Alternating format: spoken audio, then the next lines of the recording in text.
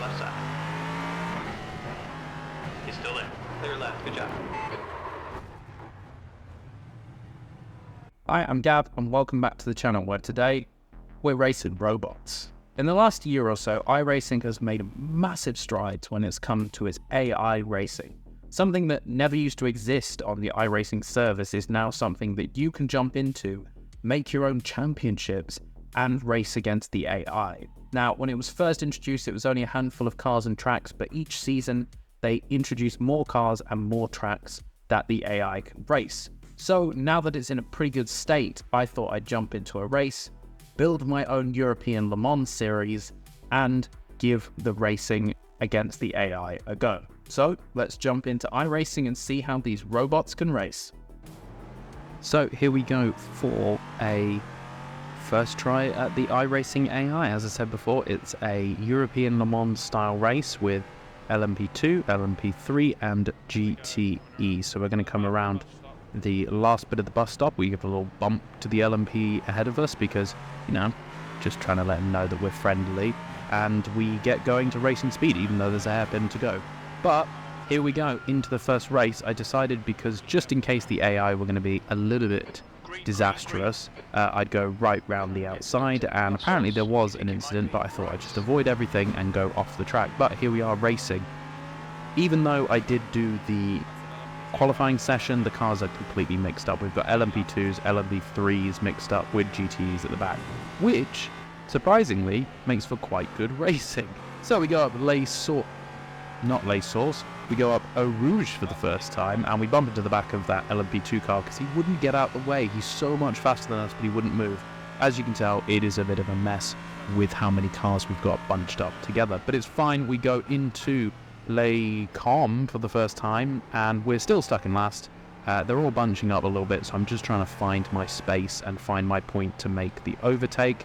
The LMP3 in front of us goes way too slowly, which does slow us down quite a bit. We decide to try and dive up the inside, but think, no, it's a 15-minute race, I've got to try and survive for it at least. But he kind of just gets out of the way and makes it easy for us. Try and sneak around the outside of the other LMP3, that doesn't work. Get a bit of a tank slapper on, and well, that didn't turn out to be an overtake.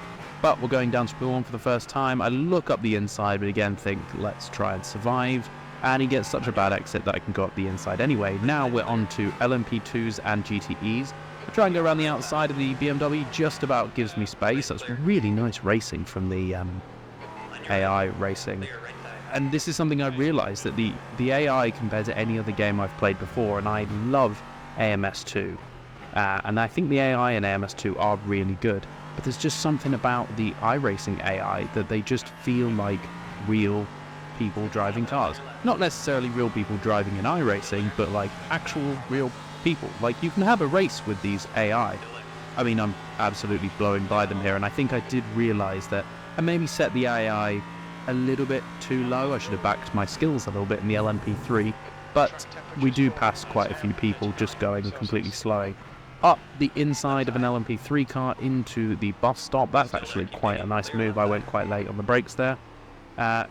Through the bus stop, and we've got some GTE cars ahead of us to get dispatched because, you know, I'm still behind GTE cars. I think there were GTE cars across like the entire field. But coming into La Source, nicely done the hairpin that time, and we know we're going to get such a good run on all these cars. So behind the Porsche, overtake the Porsche. Next up is the LMP3. Now, this is a decision you have to make. Do you overtake at Eau Rouge and Raidillon? I decide not to, because that never ever ends well, so we just stick behind him and get stuck in that draft for the Camel Straight. Going down the Camel Straight, we are in the draft, but obviously he's in the draft and the person in front is in the draft, and it's a big draft train. That is probably the Spa. We have a look. We're going to go around the outside, maybe we get up on the curb. I hit too much brake, and around we go. These LMP3 cars are really sensitive on the brakes, and you can completely spin yourself out if you use too much brake. It's about 85% brake pressure. Above that, you're locking everything and you're going for a spin. So let's skip forward to where I caught up to the back of the pack. Again, back on this LMP3 car that I've already overtaken. Give him a little friendly bump to tell him to, you know, hurry up. You're in an LMP3 car and they're GTE cars. He didn't get the hint.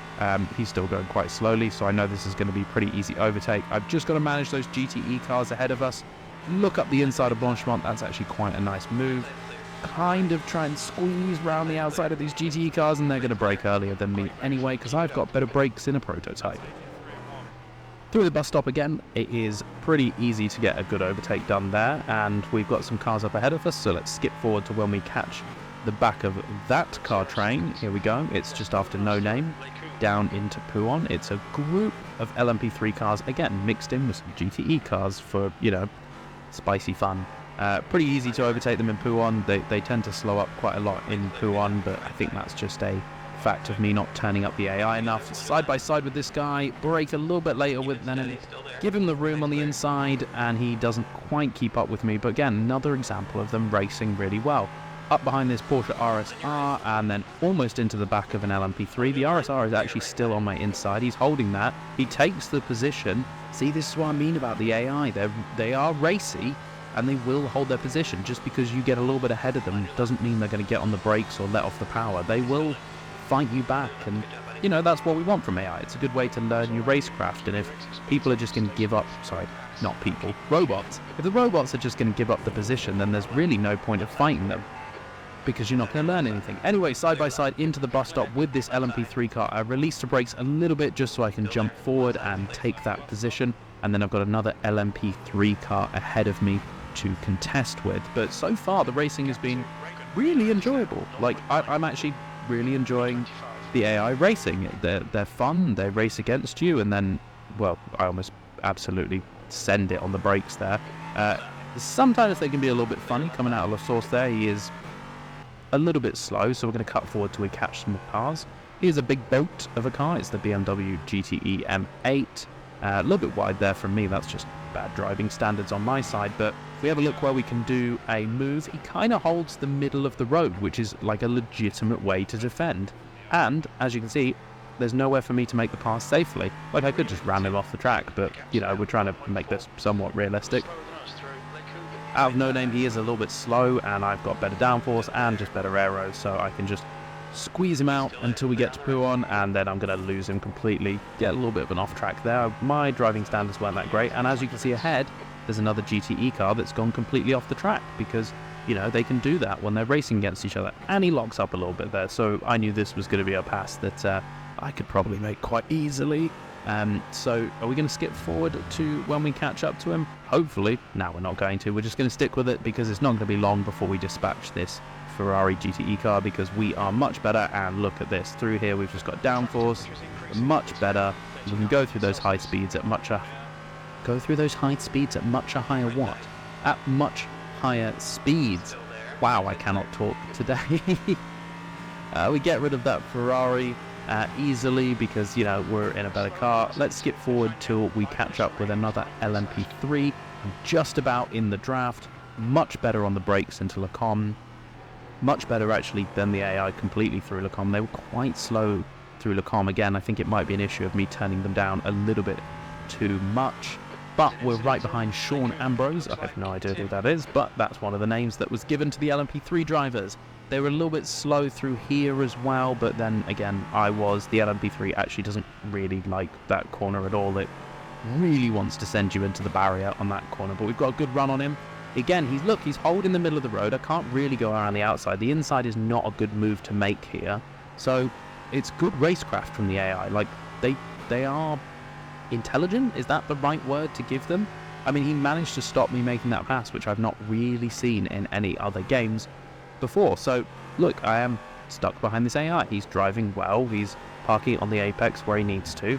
Here I see a little bit of a gap. He squeezes me, and I just can't get the drive I need to, but I get a better exit out of there, and I'm just going to fly by him through Stabilo 2, and that is job done. So we're going to come right up to the bus stop, and look, I've just absolutely pulled a massive gap to him, but this is that same lap. This is the bus stop, right? I get on the brakes, go down the gears, and look at this. What a send! He absolutely sends it from miles back and gets the position back. Now, that was legitimate. That was a good move. I maybe got on the brakes a little bit too early, but like, that was a late braking move. That was a really, really good move, and I was actually a little bit frustrated by that, and I completely missed my braking point for that corner, and he's gone. That car is gone. He is completely flown by. So yeah, the AI can even make some really aggressive late braking moves, and again, wonderful to see. End of the Kemmel Straight, we managed to catch up to him. As I said, they're a little bit slow through Le Com. Look up the inside, that's probably not a move you should ever make on the AI or real humans, because you're just gonna run into each other. Down into here, he locks up a little bit, which again is nice to see that the AI can make mistakes and they aren't completely perfect.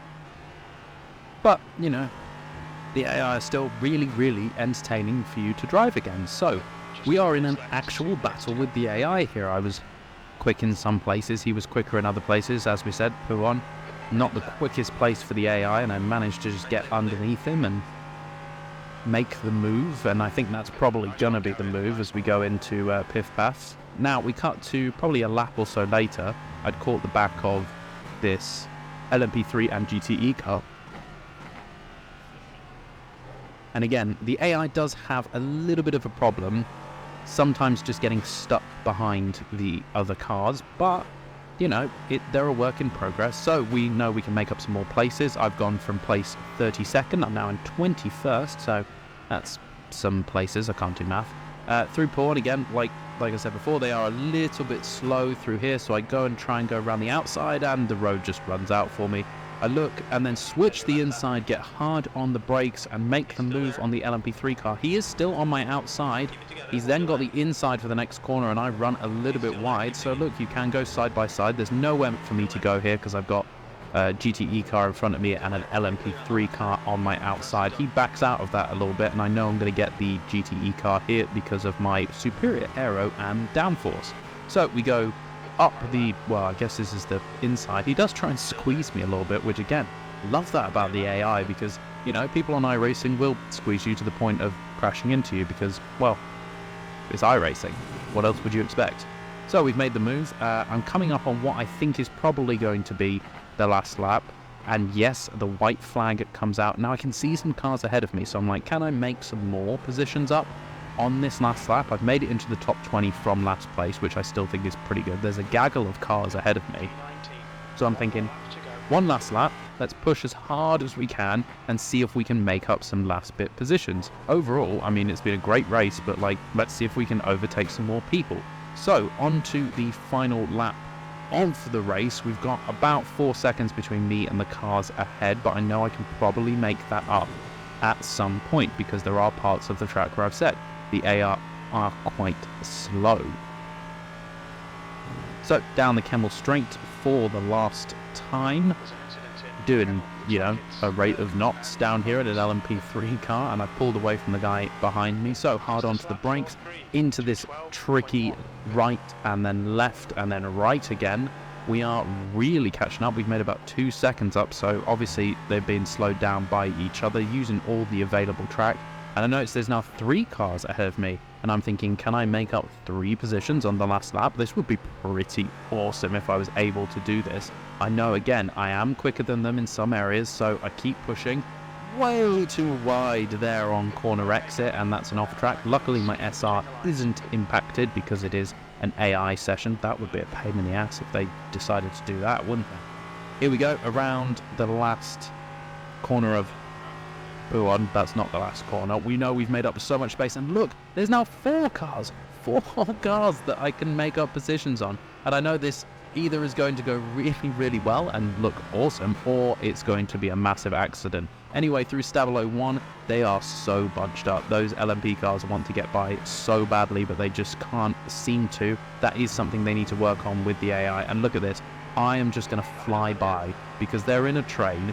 I'm just going to fly by 1 position, 2 positions. Ferrari ahead of me cuts it off, but I'm going to grab the inside here, just chuck my nose in there and hope. 3 positions, and now the last position. Do I make a massive dive bomb into the bus stop chicane idle the breakers literally as late as I possibly could? I put my nose in there, but yeah, he's going to cover that off. And that's going to be the race. I've made up a lot of positions, and that's the race for the AI. I think it was fantastic. I had a great time. It was really enjoyable. It's a great place to learn some racecraft, and I think iRacing's done an amazing job with the AI. But back to studio, Gavin. So there you have it, a really enjoyable race against the AI. They're really getting to a point that they are super fun to race against, and I can see myself delving into building my own championships on iRacing when there's a week where I don't feel like racing against real people. So if you enjoyed this video and want to follow me on anything else, my links will be down in the description below. Thank you very much for watching. I hope you enjoyed watching, and until I see you on the next video, goodbye.